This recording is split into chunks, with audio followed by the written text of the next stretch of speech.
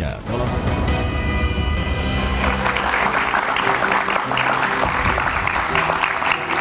Masih bersama saya Budiman Tanrujo di satu meja The Forum. Hendarsam Marantoko. ATR BPN telah membatalkan sejumlah sertifikat gitu, dibatalkan gitu. Cukup, dan apakah itu menunjukkan bahwa memang dulu ada kekeliruan sebetulnya?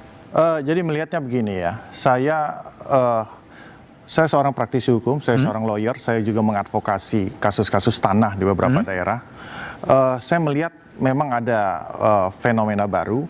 Polisi kan gitu kan, ya ini saya langsung masuk ke contoh kasus di polisi mentok. Nah di kasus ini ya kan ada angin segar bahwa dari Kementerian BPN, ya Polri, KPK, Ombudsman, KKP dan Kejaksaan ini udah satu nafas untuk melakukan itu. Satu nafas. Jadi komprehensif semuanya. Oke. Jadi artinya ATR BPN ya dengan fungsinya ya dia bisa membatalkan sertifikat yang masih belum berusia 5 tahun ya dia batalkan apabila memang ada hal-hal yang bersifat pelanggaran faktual di situ dia batalkan, dan itu dilakukan langsung oleh Pak Nusron selaku Menteri ATR BPN. Dia sudah melakukan tugasnya, tapi dia tidak bisa melakukan tindakan secara pidana, kan begitu kan? Nah, selama ini tersendat. Kemudian oleh karena itu langsung ditindaklanjuti dengan Barreskrim Polri untuk melakukan penyelidikan masalah pidananya. Oke. Ya kan, saat yang kita tahu sama-sama kemarin sudah dinaikkan ke tingkat penyidikan. Oke. Ya itu sinergitasnya. Artinya itu hanya pidana biasa ya? Kenakalan orang-orang di bawah ya? Iya, makanya begini. Ini kan artinya semua lembaga negara, aparat penegak hukum, ya, ini kan mempunyai tupoksinya masing-masing. Oke. Jadi kalau kita contoh, kita mengandalkan KKP, kenapa kok cuma denda aja? Ya karena memang kebatasan kewenangan mereka hanya sebatas itu. Tapi ketika keenam lembaga ini bersatu dengan kekuatan power masing-masing, dengan kewenangan yang masing-masing bersatu, ya kan ada pidananya, pidana umumnya, ada korupsinya, ya kan ada denda yang harus dilakukan, ya kemudian sanksi administrasi dengan melakukan pencabutan, ya kan, dan oleh karena itu semua ini lengkap. Oke. Jadi komprehensif. Ini yang paling penting, dan ini yang selama ini tersumbat. Oke. Yang selama ini tersumbat cuman di BPN, ya udah kami nggak bisa apa-apa, paling cuma bisa melakukan ini, cuman Pemdanya nggak bisa, kami cuma bisa menghimbau. Oke. Polisinya tersumbat, ya kan. Nah, kemudian pentingnya leadership yang dilakukan oleh Pak Prabowo ketika dia memberikan statement cabut, ya kan, bongkar itu. Artinya apa? Ini tindakan responsif untuk melihat satu kepentingan daripada Akan masuk kepada yang di bawah-bawah itu atau gimana? Jadi begini, kita harus pisahkan dulu karena di dalam persoalan PIK ini ada tindak pidana umumnya dan ada tindak pidana korupsinya. Penerbitan ya sertifikat di atas laut itu adalah tindak pidana umum dan bisa tindak pidana korupsi karena di situ ada penyelenggara yang mungkin melakukan abuse of power.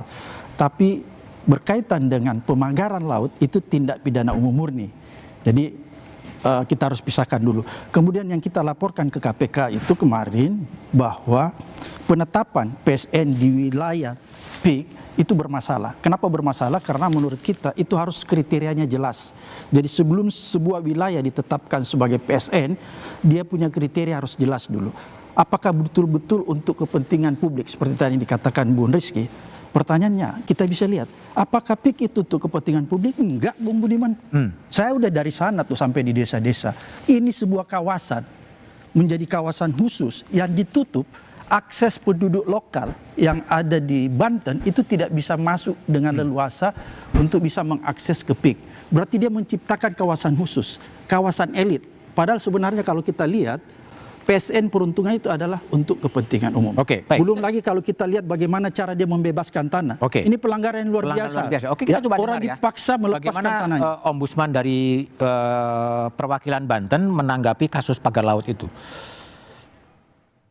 ya ini minimal kerugian yang dialami oleh hampir 4.000 nelayan itu mencapai sekurang-kurangnya 24 miliar. sekurang-kurangnya, karena ada berbagai asumsi itu dari jumlah bahan bakar yang bertambah antara 4 sampai 6 liter solar per hari ya, lalu hasil tangkapan yang berkurang ya, kerusakan kapal yang kita hitung adalah pada angka, sehingga minimal itu angkanya adalah 24 miliar sampai dengan dilakukannya pembongkarannya. Oke, baik, Bung Yanuar. Ya. Ini kalau lihat prakteknya kan, dibongkar, kemudian diselidiki lah, polisi bergerak, kejaksaan bergerak, ATR bergerak. Ini akan menyelesaikan akar persoalan nggak sih sebetulnya? Iya, gini, tadi Bang Samad mengatakan pidana umum. Ya. Kalau saya, karena saya orang keuangan ya Bang, Mas Budiman ya, saya ngelihatnya kenapa sih itu dipagerin? Sebetulnya kebutuhan untuk membuat laporan keuangan, karena yang dijual itu kan laporan keuangan aksi korporasi.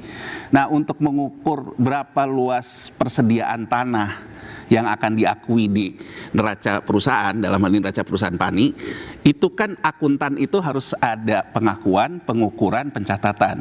Pengakuan pertama dia ada sertifikat, ya. Kemudian untuk pengukuran dia harus lihat fisik yang dinamakan stock of name. Oke. Nah, untuk kebutuhan stock of name karena ini laut kan, nah yang mana dipagarlah dia. Jadi sebetulnya ini untuk kebutuhan Korporasi, pembuatan laporan keuangan, dugaan saya, ya, pembuatan laporan keuangan, sehingga dengan ada batas itu sehingga bisa dicatatkan di buku.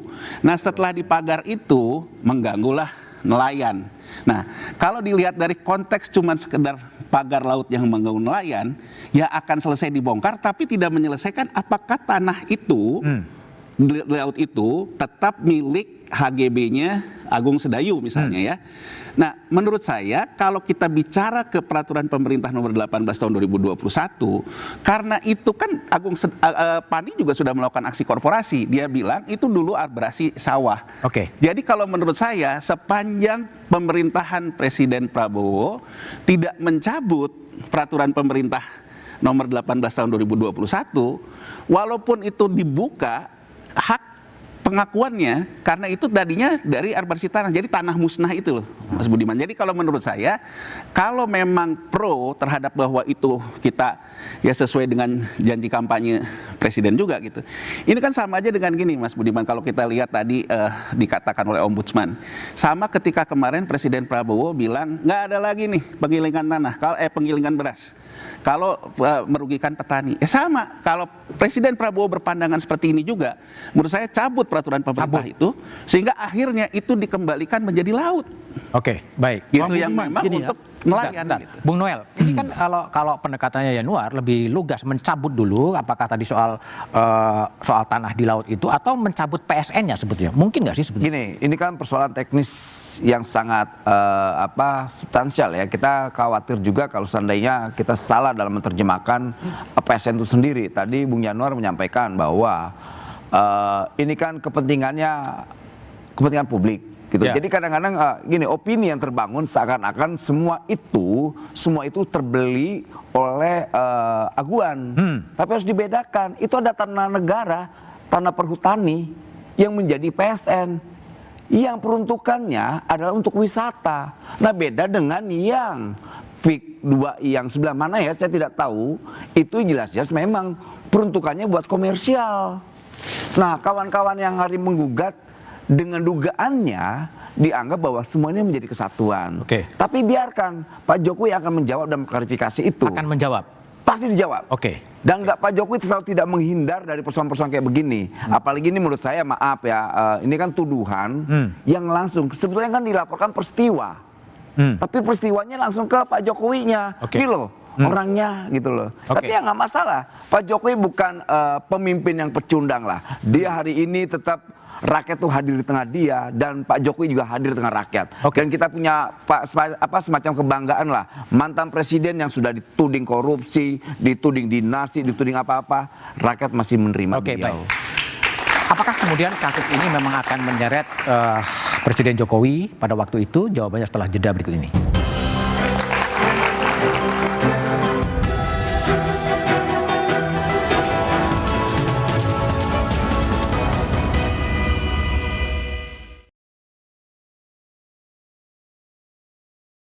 Satu Meja The Forum, Rabu 5 Februari, pukul kisruh pagi.